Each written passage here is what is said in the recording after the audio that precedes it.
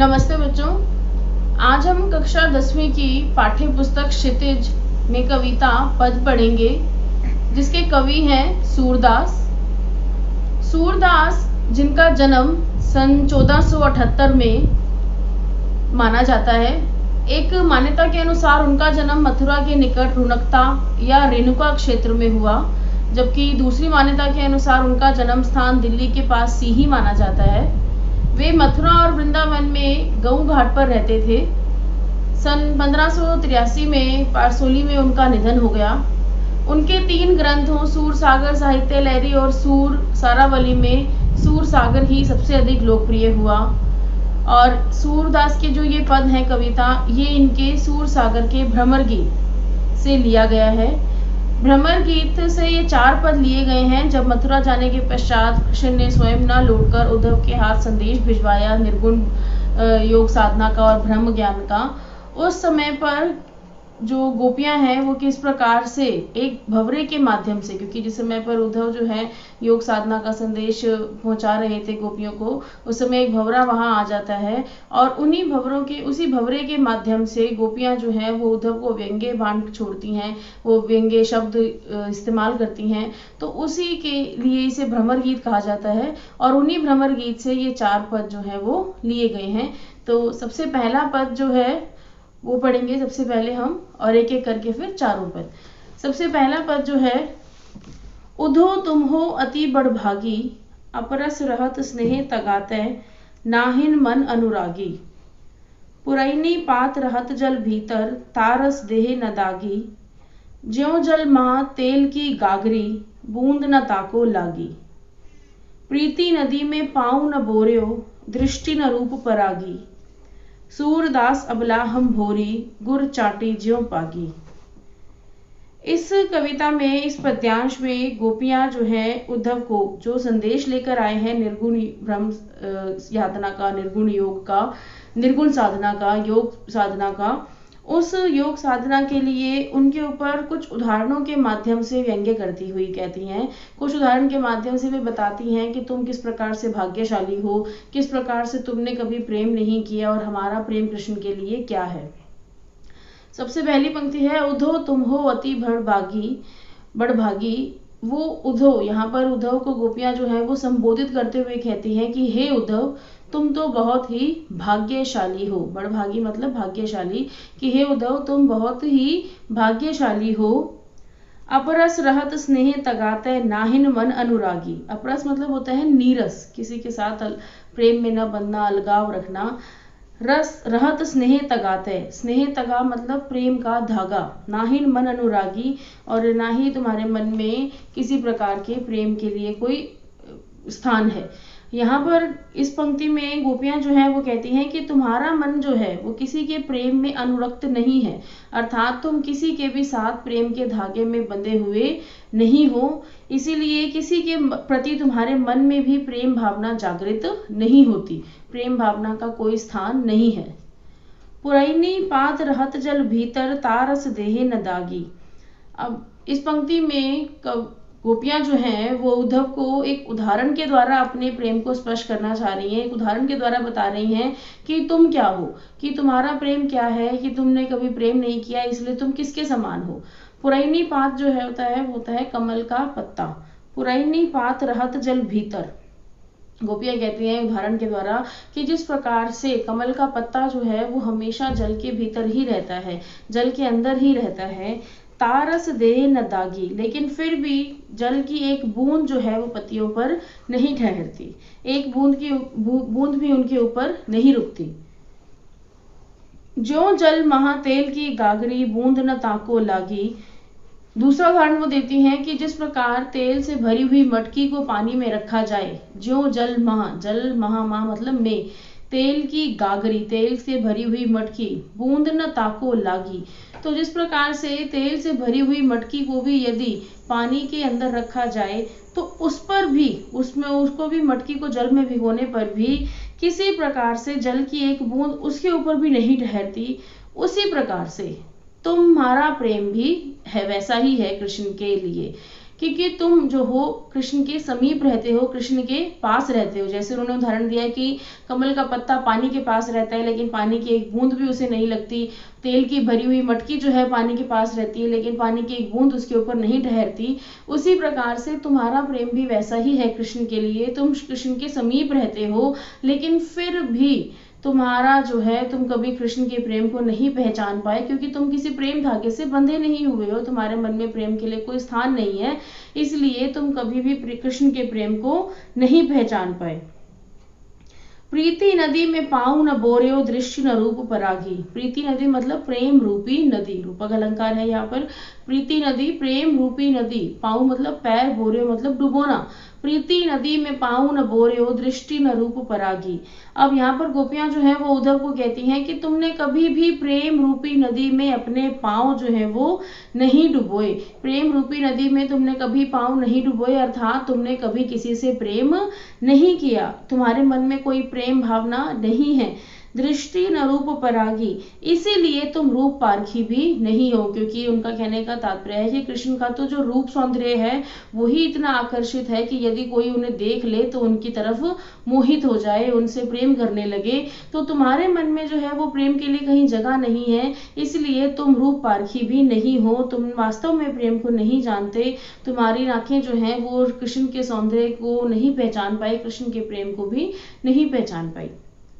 सूरदास अबलाहम भोरी गुर चाटी ज्यों पागी।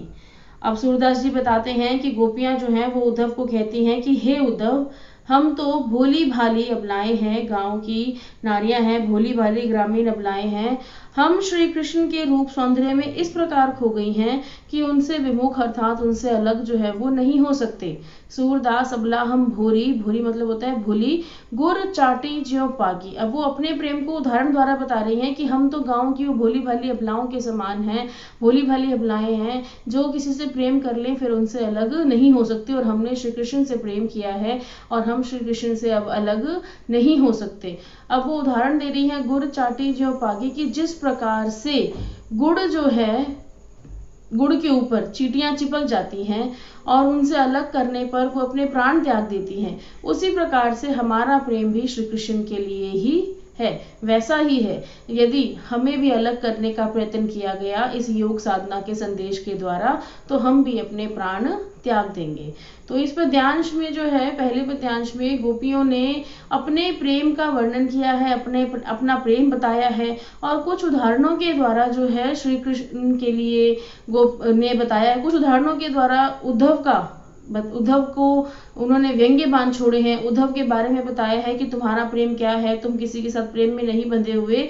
तो इस पूरे पद्यांश में वो अपने प्रेम का और व्यंग्य बाण द्वारा उद्धव को समझाती हैं। तो इसी का अगला जो दूसरा पद्यांश है, मन की मन ही मांझ रही, कहिए जाए कौन पे उधो, नाही परत कही। अवधि आधार आस आवन की, तन मन बिथा सही। अब इन जोग संदेशनी, सुनी सुनी बिरहनी बिरह दही। चाहती हुती गुहारी जितहिते, उतते धार बही। सूरदास अब धीर धरई, क्यों मर जादा ना लही। इस पद्यांश में गोपियां जो हैं कृष्ण के प्रति अपने अनन्य प्रेम को प्रकट करते हुए कहती हैं कि हमारी जो अभिलाषाएं हैं वो मन में ही रह गई हैं, हमारी जो इच्छाएं हैं वो मन में ही रह गई हैं। और वो बताती हैं कि योग साधना का संदेश जो है वो इस वियोग में जल रही है। इस संदेश को सुनकर उनकी वियोग की अग्नि जो है वो और अधिक भड़क गई है। तो सबसे पहली पंक्ति जो है, मन की मन ही मांझ रही।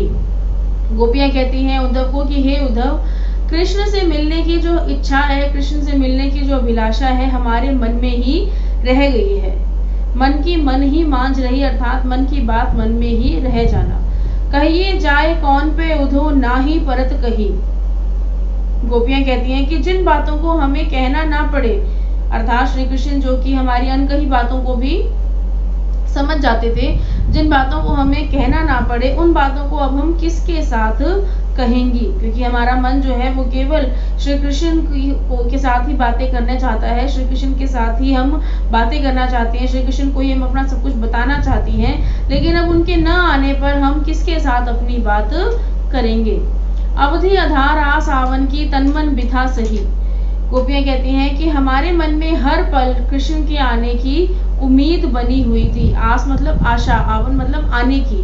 तन मन बिथा सही, और हमारा तन और मन, हमारा शरीर और हमारा मन जो है वो इसीलिए हर प्रकार की व्यथा को, पीड़ा को सह रहा था। अवधि आधार आस आवन की, तन मन बिथा सही, कि हमारा जो शरीर है, हमारा जो मन है वो इसीलिए हर प्रकार की व्यथा को सह रहा था, क्योंकि हमारे मन में अभी आस थी कि श्री कृष्ण जो है वो लौट कर आएंगे। अब इन जोग संदेशिनी सुनी सुनी बिरहिनी बिरह दही। अब ये जो तुम योग साधना का संदेश लेकर आए हो, योग संदेश नहीं मतलब योग साधना का संदेश, निर्गुण ब्रह्म का संदेश सुनी सुनी, इसे सुनकर बिरहिनी बिरह दही, हमारे मन में वियोग की जो आग है वो हम उस वियोग की अग्नि में जल रही हैं। बिरहिनी बिरह दही मतलब वियोग की ज्वाला में जलना, वियोग की अग्नि में जलना। गोपियां कह रही हैं कि इस योग साधना की संदेश को सुनकर हमारे मन में भी वियोग की अग्नि जो है वो जलने लगी है। चाहती हुती गुहारी जितहिते उतते धार बही। गोपियां कह रही हैं कि हम इस विरह की अग्नि को शांत करने के लिए जिधर से, जिस तरफ से गुहार लगाना चाहती थी, उतते धार बही, वहीं से ही इस अग्नि की धारा जो है वो हमारी ओर प्रवाहित हो रही है। चाहती हुती गुहारी जितहित है उतते धार बही। गोपियां कहती हैं कि जिधर से हम इस विरह की जो अग्नि है, वियोग की जो अग्नि है, जो योग साधना के संदेश को सुनकर और ज्यादा भड़क गई है, इसी अग्नि को जहां से हम शांत करना चाहती थी, चाहती होती, जिधर से हम गुहार लगाना चाहती थी इसकी शांति के लिए, वहीं से ही इस विरह की अग्नि की धारा जो है वो हमारी ओर प्रवाहित हो रही है। सूरदास अब धीर धरई क्यों मर जादा न लही। सूरदास जी कहते हैं कि गोपियां कहती हैं कि हे सूरदास, अब हम जो है वो किसी प्रकार का भी धैर्य क्यों धारण करें, जब श्री कृष्ण ने ही हर प्रकार की मर्यादा को त्याग दिया है, तो हमारे मन में भी अब किसी प्रकार का धैर्य नहीं है। अर्थात हम श्री कृष्ण से मिलना चाहती हैं। वो कह रही हैं कि हम किसी प्रकार का भी धैर्य धारण नहीं करेंगे, क्योंकि जब इस योग साधना को के संदेश को भेजकर श्री कृष्ण ने ही हर प्रकार की मर्यादा का जो है उल्लंघन कर दिया है, तो अब हमारे मन में भी कोई धैर्य धारण करने की क्षमता नहीं बची है। तो इस पद्यांश में गोपियां जो है वो अपने मन की व्यथा जो है, अपने मन की पीड़ा जो है, अपने मन में जो उनकी विरह की अग्नि चल रही है, उसका वर्णन जो है वो उद्धव को करती है। तो अब अगला जो है पद्यांश तीसरा पद्यांश है। हमारे हरि हारिल की लकड़ी, मन क्रम बचन नंद नंदन उर, यह दृढ़ करी पकड़ी, जागत सोवत स्वपन दिवस निसी कान्हा कान्हा जकरी, सुनत जोग लागत है ऐसो ज्यों करुई ककरी, सूतो व्याधि हमको ले आए देखी सुनी न करी, यह तो सूर तिन्हई ले सौंपो जिनके मन चकरी। अब इस पद्यांश में गोपियां जो है वो कृष्ण को बताती हैं कि ये निर्गुण योग साधना का संदेश सुनकर जो हमारा मन है वो अत्यंत दुखी हो गया है, और इन पंक्तियों के माध्यम से वो बताती हैं कि उनके लिए श्री कृष्ण का प्रेम जो है वो क्या है, और दृढ़ प्रेम जो है, दृढ़ निश्चित प्रेम जो है, उसका वर्णन उद्धव के सामने करती है। सबसे पहली पंक्ति है, हमारे हरि हारिल की लकड़ी। गोपियां जो है वो कहती हैं कि हे उद्धव, श्री कृष्ण जो है वो हमारे लिए हारिल पक्षी की लकड़ी के समान है। हारिल पक्षी की लकड़ी के समान है कि जिस प्रकार हारिल पक्षी जो है अपने पंजों में लकड़ी का तिनका या लकड़ी जो है वो पकड़े रखता है और उसे अपने जीवन का आधार मानकर आकाश में उड़ता है, तो यदि वो सोचता है कि ये तिनका अगर छूट गया, लकड़ी का टुकड़ा यदि छूट गया तो उसका जीवन खत्म हो जाएगा, उसी प्रकार से हमारे लिए श्री कृष्ण भी हमारे लिए उसी लकड़ी के समान है। यदि वो हमसे अलग हो गए तो हमारे जीवन का आधार भी खत्म हो जाएगा। मन क्रम वचन नंद नंदन और यह दृढ़ करी पकड़ी। जिस प्रकार हारिल पक्षी जो है लकड़ी को दृढ़ता पूर्वक पकड़ कर रखता है, उसी प्रकार से हमारे मन में, हमारे कर्म में, हमारे वचन में नंद नंदन मतलब श्री नंद बाबा के पुत्र अर्थात श्री कृष्ण, हमारे मन में हमने उनको दृढ़ता पूर्वक पकड़ लिया है। जिस प्रकार हारिल पक्षी लकड़ी को पकड़े रखता है, उसी प्रकार से हमने श्री कृष्ण को अपने मन, अपने कर्म, अपने वचन, अपने हृदय में पकड़ लिया है। जागत सोबत स्वपन दिवस निसी काना काना जकरी। गोपियां आगे कहती हैं कि हे उद्धव, हम तो जागते हुए, सोते हुए, सपना देखते हुए, दिन में, रात में हमारा मन जो है वो केवल काना काना श्री कृष्ण अर्थात काना काना की ही जकरी अर्थात रट लगाना, काना काना की ही रट जो है वो लगाए रखता है, काना काना ही जपता रहता है। हमारा मन जागते समय, सोते समय, सपना देखते समय, दिन में, रात में केवल काना काना का नाम ही पुकारता रहता है।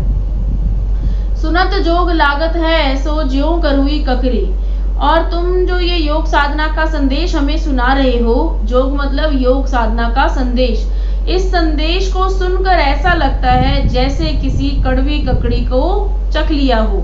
कड़वी ककड़ी मतलब कड़वी ककड़ी। गोपियां कड़वी ककड़ी के समान बता रही हैं योग साधना के संदेश को।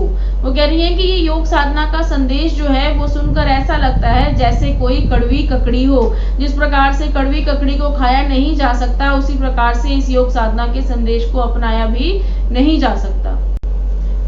सूतो व्याधि हमको ले आए, देखी सुनी ना करी। गोपियां उद्धव को कहती हैं कि ये जो बीमारी, व्याधि मतलब होता है बीमारी, कि ये जो योग साधना की बीमारी है तुम हमारे लिए ले आए हो, ये ना तो हमने कहीं देखी है, ना सुनी है, और ना ही इसका भोग किया है।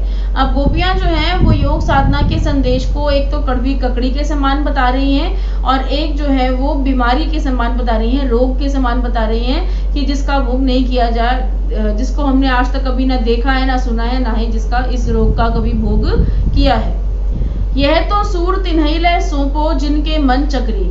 सूरदास जी कहते हैं कि अंत में गोपियां जो है वो उद्धव को कहती हैं कि हे उद्धव, यह योग साधना का जो संदेश है यह तुम उन्हें ही सौंपो जिनके मन चंचल हो। चक्री मतलब होता है चंचल, जिनका मन चंचल हो अर्थात स्थिर न हो। हमारे मन में तो श्री कृष्ण का ही वास है, श्री कृष्ण ही हमारे मन में बसे हुए हैं, इसलिए हमारा मन तो उनके लिए स्थिर है। जिनके मन चंचल हो, यह योग साधना का संदेश जो है तुम उन्हें ही जाकर सौंप दो। तो इस पद्यांश में गोपियों ने अपने प्रेम का वर्णन किया है कि उनका प्रेम जो है वो किस किस प्रकार से श्री कृष्ण के लिए है। वो उदाहरणों द्वारा स्पष्ट करती हैं कि उनका प्रेम जो है वो श्री कृष्ण के लिए किस प्रकार से माना जाता है। अब चौथा पद्यांश जो है, हरि है राजनीति पढ़ी आए, समुझी बात कहत मधुकर के समाचार सब पाए। एकाति चतुर होते पहले ही अब गुरु ग्रंथ पढ़ाए, बड़ी बुद्धि जानी जो उनकी जोग संदेश पठाए। उधो भले लोग आगे के परहित डोलत धाए, अपने मन फेर पाइए चलत जुहते चुराए। तय क्यों अनीति करे आपुन जय और अनीति छुड़ाए, राज धर्म तय यह सूर जो प्रजा न जाही सताए। अब इस पद्यांश में गोपियां जो हैं वो आपस में ही वार्तालाप कर रही होती हैं। उद्धव जो है वो गोपियों को निर्गुण उपासना का ज्ञान देते हैं। तो गोपियों को ये योग साधना का संदेश जो है वो कृष्ण द्वारा भेजा गया, मतलब कृष्ण द्वारा जो उन्होंने योग साधना का संदेश जो भेजा है उसे एक बहुत बड़ा अत्याचार मानते हैं, अन्याय लगता है। वे कृष्ण को राजनीति का पंडित बताती हुई कहती हैं, हरि है राजनीति पढ़ी आए। अब एक सखी जो है वो दूसरी सखी को कहती है कि हे सखी, ये कृष्ण जो है वो पूरी राजनीति में अब निपुण हो गए हैं, पूर्णतः ही राजनीति में दक्षता प्राप्त कर ली है, उन्होंने निपुणता प्राप्त कर ली है, वो निपुण हो गए हैं। हरि है राजनीति पढ़ी आए, हरि मतलब श्री कृष्ण जो है वो राजनीति शास्त्र में पूर्ण रूप से दक्ष हो गए हैं। समुझी बात कहत मधुकर के समाचार सब पाए। गोपी कह रही है कि ये जो भ्रमर रूपी उद्धव है, मधुकर मतलब होता है भ्रमर, इसका पर्यायवाची होता है। वो कह रही है कि ये जो भ्रमर रूपी उद्धव है, ये जिस बात को, जिस संदेश को हमारे लिए लेकर आए हैं, क्या तुम उसे समझ गई हो? क्या तुम्हें वो जरा भी समझ में आया है? अर्थात योग साधना का संदेश की बात हो रही है यहाँ पे कि क्या ये योग साधना का संदेश जो है वो तुम्हें समझ में आया है? एक अति चतुर होते पहले ही अब गुरु ग्रंथ पढ़ाए। ये पंक्ति जो है गोपियां श्री कृष्ण के लिए कह रही है कि एक तो श्री कृष्ण पहले ही बहुत चतुर थे, चालाक थे, और अब गुरु ग्रंथ पढ़ाए। और अब हमें, एक तो वो पहले ही अपनी चतुराई से हमारे मन को अपने पास ले गए हैं, हमारा मन जो है वो चुरा कर ले गए हैं, हमें अपने झांसे में उन्होंने ढाल लिया है, हमें अपने झांसे में फंसा लिया है, प्रेम का जो है हमें लालच दिया है। इसलिए गोपियां उन्हें चालाक चतुर कह रही हैं कि एक अति चतुर होते पहले ही अब गुरु ग्रंथ पढ़ाए, और अब जो है हमें ये योग साधना का संदेश पढ़ाकर शांत करने का प्रयास कर रहे हैं। बड़ी बुद्धि जानी जो उनकी योग संदेश पठाए। गोपियां कह रही हैं बड़ी बुद्धि मतलब विवेक, उनकी बुद्धि जो है वो बहुत बड़ी अर्थात विवेकशील है, वो बहुत ज्यादा, जो हमें योग साधना के संदेश द्वारा शांत कर रहे हैं, हमारे मन को शांत कर रहे हैं और सोच रहे हैं कि योग साधना के संदेश द्वारा गोपियां जो है वो पुरानी बात को भूल जाएंगी या मुझे जो है भूल जाएंगी। उद्धव भले लोग आगे के परहित डोलत धाये। उद्धव को कहती है गोपियां कि हे उद्धव, पहले के लोग जो पुराने समय के लोग थे वो दूसरों के कल्याण के लिए इधर उधर डोलते थे, इधर उधर जाते थे। अब अपने मन फेर पाइए चलत जो होते चुराए। गोपियां कहती हैं कि हमें हमारे मन जो है वो वापस चाहिए जो श्री कृष्ण हमसे चुरा कर ले गए हैं। अब अपने मन फेर पाइए, वो कह रही है कि हमें अपना मन जो है वो वापस चाहिए जो मथुरा जाते समय श्री कृष्ण जो है चालाकी से चुरा कर अपने साथ ले गए थे, वो मन हमें फिर वापस चाहिए। तय क्यों अनीति करें आपुन जे और अनीति छुड़ाए। अब गोपियां जो है वो कह रही हैं कि श्री कृष्ण से कि श्री कृष्ण जो है वो औरों के लिए तो कार्य कर रहे हैं, औरों के लिए उनकी अनीति को, उनके अन्यायपूर्ण कार्यों को छुड़वाने का प्रयास कर रहे हैं और स्वयं जो है वो अन्यायपूर्ण आचरण कर रहे हैं। अर्थात गोपियां जो है वो ये कह रही हैं कि वे मथुरा गए हैं वहां पे लोगों के कल्याण का कार्य करने के लिए, लेकिन वो हमारे साथ जो है वो न्यायपूर्ण आचरण क्यों नहीं कर रहे, हमें ये योग साधना का संदेश भेजकर हमारे साथ अन्यायपूर्ण व्यवहार जो है वो क्यों कर रहे हैं। राज धर्म तो यह सूर जो प्रजा न चाही सताए। सूरदास जी कहते हैं कि गोपियां कहती हैं हे उद्धव कि एक राजा का धर्म तो यह होता है कि उसकी प्रजा पर कोई भी अत्याचार न हो, उसे किसी प्रकार से भी दुखी न किया जाए, लेकिन यहाँ पर तो श्री कृष्ण जो स्वयं ही हमें सता रहे हैं। अर्थात यहाँ पर प्रजा जो गोपी हैं और राजा जो श्री कृष्ण हैं वो कह रही है कि राजा जो है वो स्वयं ही प्रजा को दुख दे रहा है, अर्थात ये योग साधना का संदेश भेजकर जो है प्रजा को हानि पहुंचाने का प्रयास कर रहे हैं। तो इस पद्यांश में गोपियां जो है वो अपने मन की व्यथा बताती हैं कि उनका मन जो है वो श्री कृष्ण जो अपने साथ ले गए थे, अब वो श्री कृष्ण से इतना ज्यादा गुस्सा हो गई हैं, इतना ज्यादा क्रोधित हो गई हैं, क्रोध में आकर वो कह रही हैं कि हमें अपना मन भी वापस चाहिए, क्योंकि जब श्री कृष्ण जो है वो राजनीति में चले गए हैं, जब वो पूरी तरह से राजनीतिज्ञ बन गए हैं, तो और वो किसी राजा का धर्म भी समझाती हैं कि राजा का धर्म जो है वो प्रजा का ध्यान रखना होता है यहाँ पर, लेकिन राजा ही जो है वो प्रजा पर अत्याचार कर रहा है, अर्थात प्रजा को अन्यायपूर्ण कार्य कर रहा है। तो आशा है कि आपको ये कविता समझ में आ गई होगी। धन्यवाद।